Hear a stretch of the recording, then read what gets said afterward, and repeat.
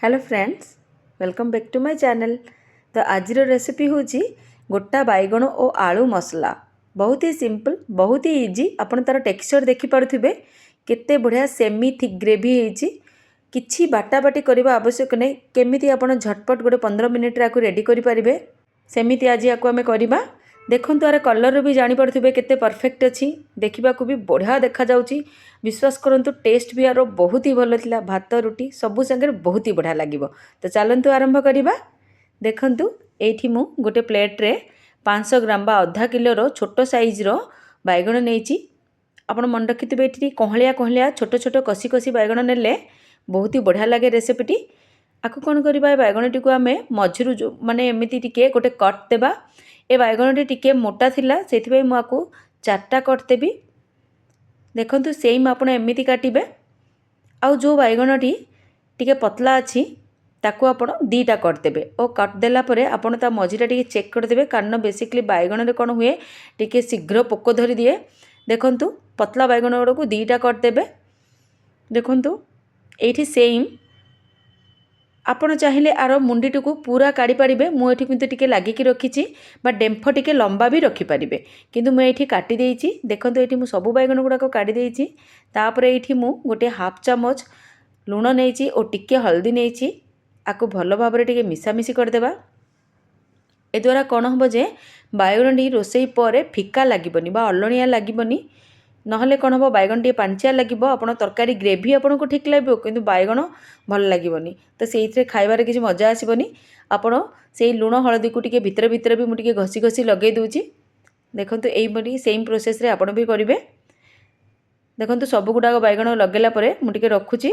देखंतु एइठी मु 2टी आलू बा 100 ग्राम आलू एइठी मु काटिकी नेइछि। मु चोपा सांगरे नेइछि। चोपा सांगरे थिले टिके भलो फ्लेवर आसे।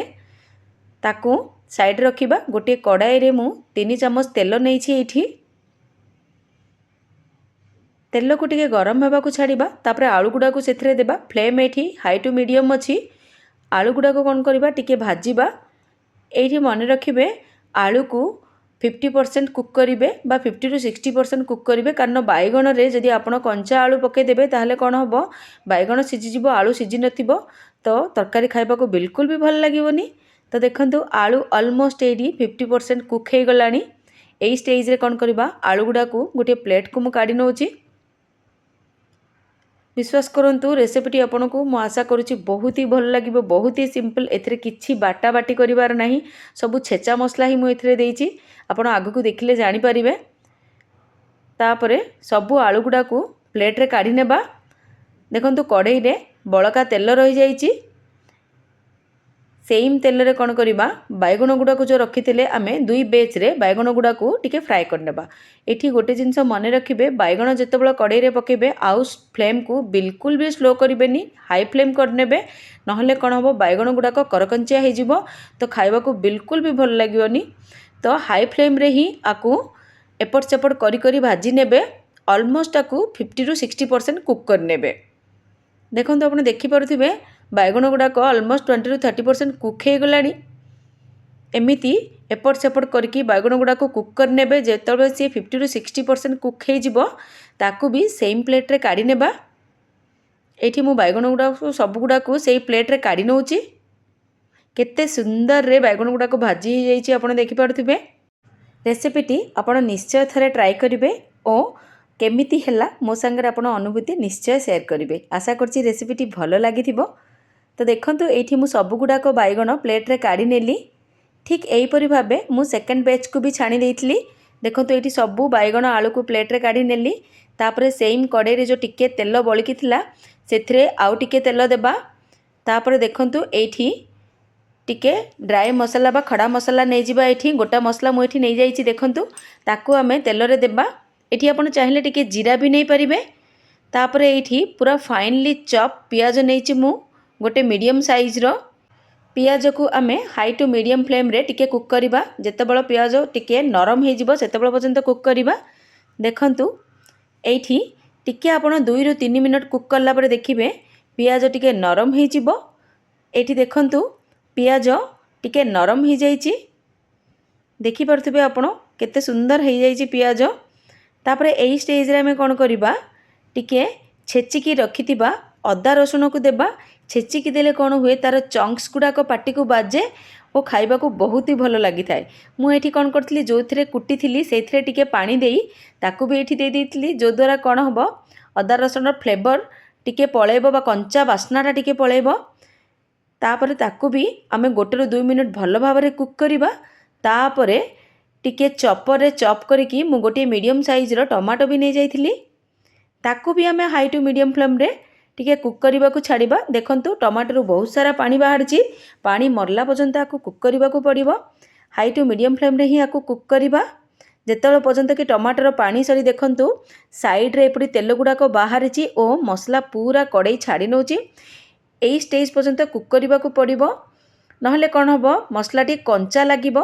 तापरे सब बेसिक मसला गुड़ाक एथिरे दे देबा जेपरि कि हळदी गुंड, मर्च गुंड, धनिया गुंड, जीरा गुंड, गरम मसाला, कश्मीरी मर्च गुंड और टिके चीनी देबा द्वारा कौन हम स्वाद टिके बैलेंस हम। तो आकु देला परे आकु पुणी टिके कसिबा आरंभ कर देबा। एठी फ्लेम आपण स्लो रखि परिबे। एठी आपण देखि परथुबे मसला पूरा कड़ई छाड़ नौची आर अर्थ मसला भल भाव में कषि हो जाइछि। एई स्टेज रे कौन करबा टिके पानी देबा। आमे टिके पानी देकी आकु पुणी टिके कषि देबा। एठी आपण फ्लेम पानी देला परे हाई करि परिबे किछि प्रॉब्लम नै कारण पानी देइचंदी मसला पोड़ीबार कोनोसी चांस नाही। तापर देखंतु एठी कौन करबा आमे टिके कवर करिकी आकु 2 ରୁ 3 मिनट कुक करबा जो पर्यंत कि तेल बाहरी जाइछि। देखंतु एठी 2 ରୁ 3 मिनट कुक करला परे आपण देखि पड़थुबे मसला ऑलमोस्ट कुक हो जाइछि। तेल भी टिके टिके साइड छाड़ देइथिला। तापर आकु टिके मिसामिसी करबा। मिसामिसी करला परे एई स्टेज रे आगुरु भाजिकी रखिथिबा आलू और बैगण को दे देबा। देला परे एठी भल भाव में मिसामिसी करबा। स्वाद अनुसार लुण भी दे देबा। एठी मन रखिबे आपण बैगण रे आगुरु लुण देथिले ताकू एडजस्ट करिकी लुण देबे एठी। तापरे आकु भल भाव में टिके घंटा घंटी करी एठी कोन करबा टिके पानी देबा। आपण ए स्टेज रे चाहिले गरम पानी दे परिबे मु किंतु एठी टिके ठंडा पानी दे देथिली। तापरे एठी कोन करबा टिके मिसामिसी करनेबा आकु भल भाव में टिके केयरफुली करेंगे कारण बैगण बहुत ही डेलिकेट होता है। आपड़ जदि रफली घाटा घाटी करेंगे ताहले बैगण गुड़ाक गुंड हो भांगीज तो टे केयरफुली घाटा घाटी करेंगे। तापर देखंतु 2 मिनट घाटा घाटी कलापर आपको कभर करके पुणी 5 मिनट कुक करने।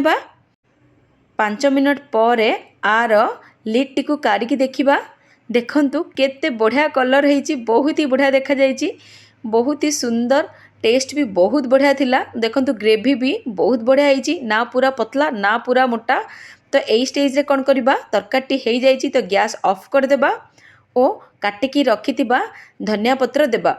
तापरे आकु टिके मिसामिसी करनेबा। आपण लास्ट रे भी दे पारिबे किंतु मु एई स्टेज रे दिए कारण आर फ्लेवर मते बहुत बढ़िया लगे।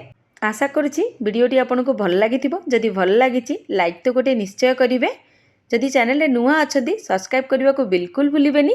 तो चलंतु रहुछि पुणी देखाबा गोटे मजेदार सिंपल वीडियो रे। बाय।